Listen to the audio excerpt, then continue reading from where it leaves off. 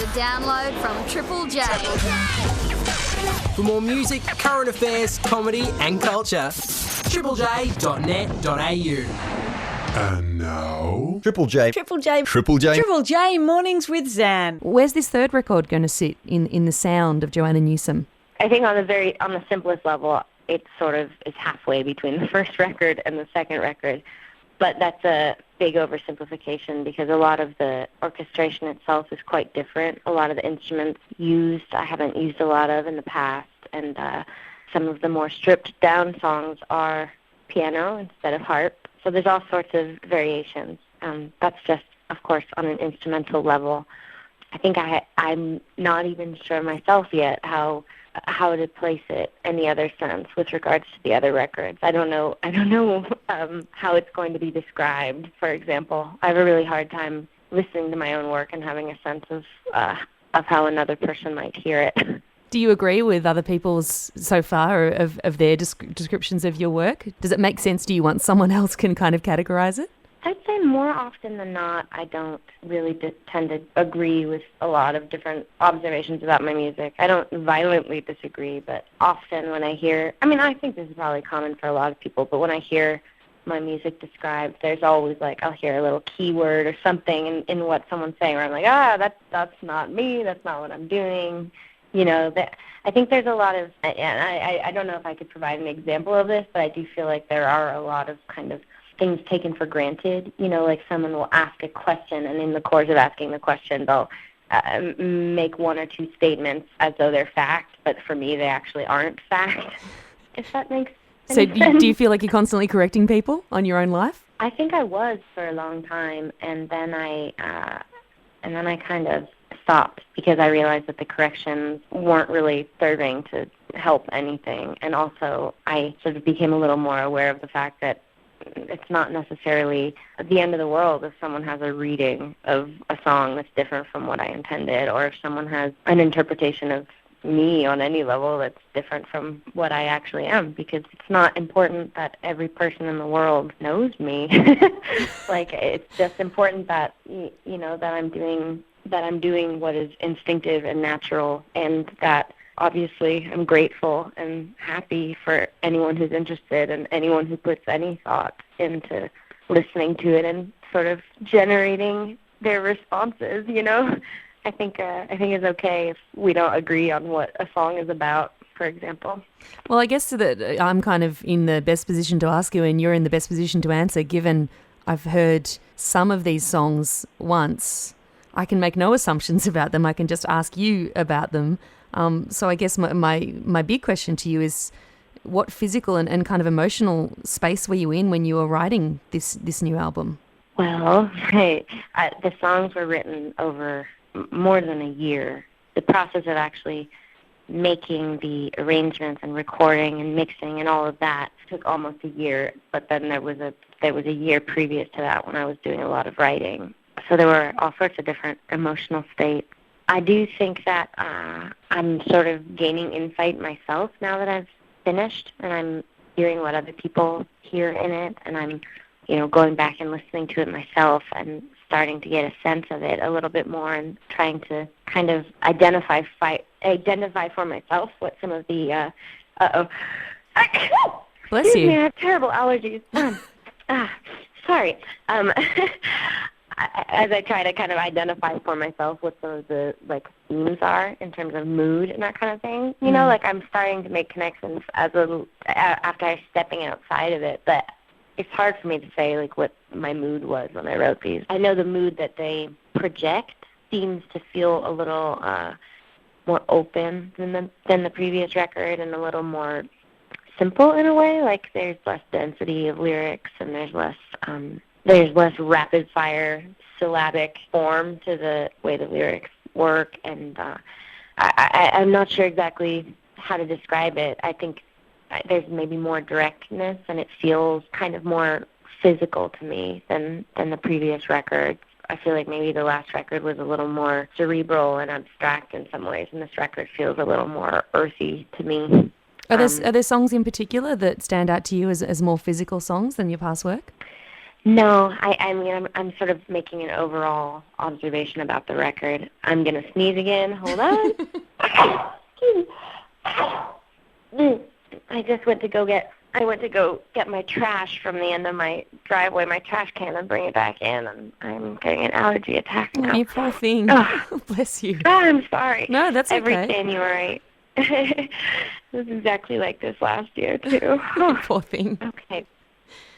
Well, one of the songs that I guess stood out to me in terms of that, what you're talking about, I guess stripping things down in a more simpler form and indeed using more sort of modern language was Jackrabbits, which also to me struck me as one of the more personal songs I've heard from you. Can you tell me about that song, Jackrabbits? Well, that one was recorded live. That was one of a few songs on the album that was recorded, harp and voice together. And I agree that I can see why it feels more personal than a lot of the songs I've done in the past. For me, previous songs also were very personal, but I do, I feel like that's a good example of a song on the record where it feels more accessible maybe to someone else. But I don't know exactly what to say about the song. I mean, I think in general, probably the less said, the better. And about any song of mine or anyone's, I think it's important to allow them to just kind of be heard without any exposition or explanation. As you said, let other people make their own judgments and their own interpretations of your songs.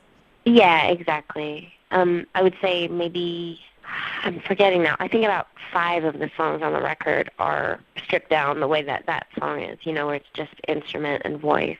So that was kind of fun to go back to doing that again. Well, let's talk a little bit about that, because, I mean, you've obviously, the first record was a hell of a lot more stripped back and shorter form songs, and it's something that's kind of intriguing me because I interviewed Sufjan Stevens late last year about his BQE project, and he was talking about his continual pull towards these long-form songs and the fact that completely jarred with what people want. People want ringtones, they want short pop songs, and he kind of felt like he was, making music really for an audience that didn't exist anymore. Where do you sort of sit with that line of thinking? So far, obviously, knock on wood, but so far I've had tremendous luck with people, maybe not the same people every time, but some people being interested in sort of a range of things that I'm working on. And I don't know if that streak of luck will continue through this next record.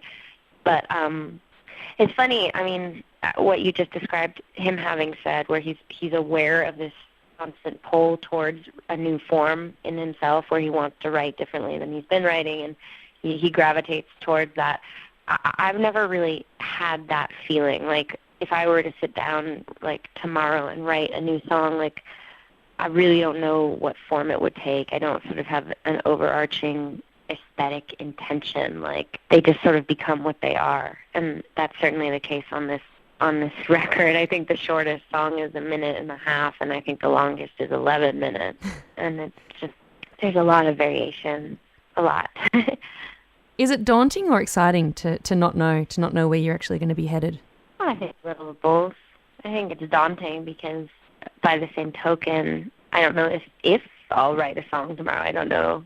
I don't have that predictable and dependable work ethic where you sit down and you can create something. It might not be your favorite thing, but you can create something whenever you want to. Like, I just have to kind of wait until a song is ready to come out, and then it, comes together for me. Well, it did, you mentioned time, and I guess the time that has passed since the release of Ease, and I guess you've been pretty quiet in terms of touring over the last couple of years. Does it take you a long time to get a song out of your system, or is it more, once it's out, you spend a long time getting it right, perfecting it, and knowing when to stop and say, yes, now it's done? I would say more often than not, that's the case. More often than not, it takes me a long time, and whether it's a long time just to write or whether it's a long time to get it to, a stopping point, it's sort of all the same for me. And more often than not, I do go through months with any given song. But there are definitely also exceptions. There are songs that kind of come to me in a few hours or overnight or while I'm driving somewhere, and I just have to kind of scramble to dictate it from my brain. So that's lovely when that happens, but it's not very common for me. When you're listening back now to the album, can you think of those moments? Can you think of those kind of references that certain songs have to particular moments or particular places that you've been? Let me think about that. There's a song towards the end of the album called Ribbon Bows that came to me. Like, I woke up in the morning and came downstairs and just wrote it really quickly. Actually, the second song on the record, Have One on Me, I wrote over a pretty short period of time. At least I wrote the first draft of it very quickly in the studio in New York in my breaks between mixing the last record. So that one's, been kicking around in some form for a few years now. They're all in this massive kind of unfinished work that gets refined slowly, and then finally it's at a point where I want to record it. You mentioned Have One on Me. The title track of the record does travel through a lot of different sounds and has such a beautiful, playful ending. When I was listening to that, I was wondering, what are the images that are rolling through Joanna Newsom's head as she's writing this, particularly towards the end? Can you remember the kind of, I guess, the feeling and the imagery that you wanted to convey as you were composing that piece? I definitely want to be careful to not say too much about that song because there's a lot in there that I think is kind of more fun to let it go unexplained on a point-by-point basis. But the general form for that song is supposed to be located at one moment in time inside the mind of that particular narrator, which is alternating between kind of a fever and a breaking of the fever. So someone who's kind of ill and sort of narrating in that way. So alternating between lucidity and then a more kind of scattered hallucinatory narration.